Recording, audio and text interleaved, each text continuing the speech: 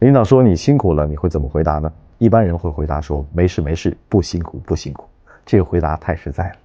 領導如果再想關心你一句，可能連話都接不上來。而正確的方法是对不同類型的領導用不同的話語來回答。對標準型的領導說，謝謝您的關心，我學到了很多東西，這點辛苦不算什麼，不對的地方請領導多多批評。對嚴格型的領導說，只要事成再辛苦也是值得的，我唯一擔心的就是工作沒做好，怕領導您不滿意。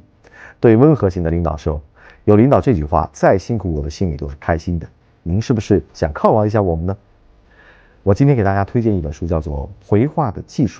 這本書特別像你的老朋友，會掏心窩子給你講哪些事兒、哪些人、哪些場景，你應該怎麼去應對，然後還會有很多的故事和案例。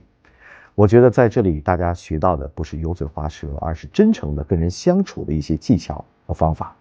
當你學會了如何高情商的对話，你會發現你身邊全都是朋友，這些朋友給你帶來的全都是機會，所以熬夜也要把它读完。